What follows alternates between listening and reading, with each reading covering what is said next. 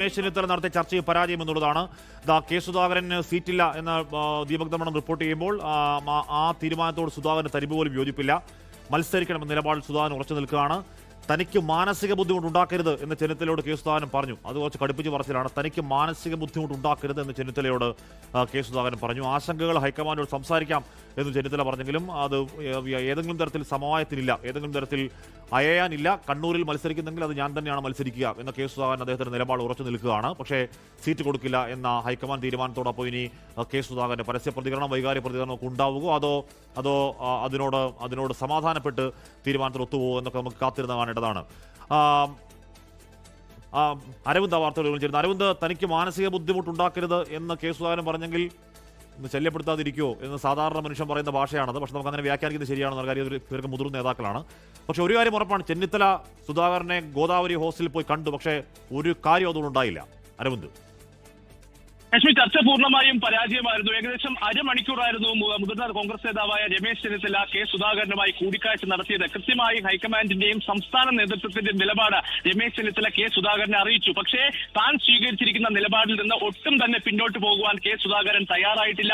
തന്റെ നിലപാട് രമേശ് ചെന്നിത്തലയെ കൃത്യമായി തന്നെ കെ സുധാകരൻ അറിയിച്ചിരിക്കുകയാണ്. സംസ്ഥാന രാഷ്ട്രീയത്തിലേക്ക് മടങ്ങിപ്പോകാൻ താൻ ആഗ്രഹിക്കുന്നു, അതിൽ നിന്ന് പിന്നോട്ടില്ല എന്ന് തന്നെയാണ് കെ സുധാകരൻ എടുത്തിരിക്കുന്ന നിലപാട്. എംപിമാരെ മത്സരിപ്പിക്കേണ്ട എന്ന തീരുമാനത്തിലാണ് കഴിഞ്ഞ ദിവസം ഹൈക്കമാൻഡും അതുപോലെ തന്നെ സംസ്ഥാന നേതൃത്വം ഒരു തീരുമാനത്തിൽ എത്തിയിരുന്നത്. പക്ഷേ ആ തീരുമാനത്തിലേക്ക് എത്തുമ്പോഴും തന്റെ നിലപാടിൽ തന്നെ കെ സുധാകരൻ ഉറച്ചു നിൽക്കുകയാണ്. തനിക്ക് മാനസിക ബുദ്ധിമുട്ടുകൾ വലിയ രീതിയിൽ ഉണ്ടാകുന്നുണ്ട്, അത്തരമുള്ള ബുദ്ധിമുട്ടുകൾ ഉണ്ടാക്കരുത് എന്നതാണ് രമേശ് ചെന്നിത്തലയോട് കെ സുധാകരൻ ആവശ്യപ്പെട്ടിരിക്കുന്നത്. എന്തായാലും ആശങ്കകൾ ഹൈക്കമാൻഡിനോട് സംസാരിക്കാമെന്ന ഒരു ഉറപ്പ് രമേശ് ചെന്നിത്തല നൽകിയിട്ടുണ്ട്. പക്ഷേ നമുക്കറിയാം എത്രത്തോളം ഈ കെ സുധാകരന്റെ ആവശ്യത്തെ ഹൈക്കമാൻഡ് അംഗീകരിക്കും എന്നതാണ് ഏറ്റവും നിർണായകമായ കാര്യം. കെ സുധാകരൻ ഇനി എങ്ങനെ പ്രതികരിക്കും? കാരണം കെ സുധാകരന് സീറ്റ് നൽകേണ്ട എന്ന തീരുമാനത്തിലേക്ക് നിലവിൽ ഹൈക്കമാൻഡ് എത്തിയിരിക്കുന്നു. പക്ഷേ ഇപ്പോഴും ഒട്ടും അഴയാതെ തന്നെ തന്റെ എം പി ഫ്ളാറ്റിൽ അദ്ദേഹം തുടരുകയാണ്. മത്സരിച്ചേ മതിയാകൂ എന്ന നിലപാടിൽ തന്നെയാണ് കെ സുധാകരൻ ഇപ്പോഴും തുടരുന്നത്. കാരണം KPCC അധ്യക്ഷൻ സ്ഥാനത്ത് നിന്ന് പിന്നോട്ട് പോയപ്പോൾ തനിക്ക് കണ്ണൂർ സീറ്റ് നൽകാമെന്ന ഉറപ്പ് അത് ഹൈക്കമാൻഡ് നൽകിയതാണ്. ആ ഉറപ്പ് പാലിക്കപ്പെടണം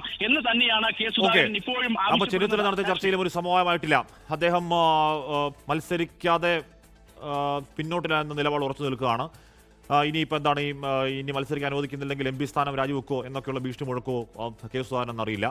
അങ്ങനെ മുഴക്കുകയാണെങ്കിൽ അതുണ്ടാക്കുന്ന തലവേദന ചെറുതല്ല. നേരത്തെ ഒക്കെ പറയുന്ന പോലെ ഇത് ഡു ഓർ ഡേ ബാട്ടിലാണ്. വലിയ രാഷ്ട്രീയ വിഷയങ്ങളൊക്കെ പൊതുസമൂഹത്തിൽ കൊണ്ടുവരാനുള്ള ബാക്കി ദിവസങ്ങളാണ്.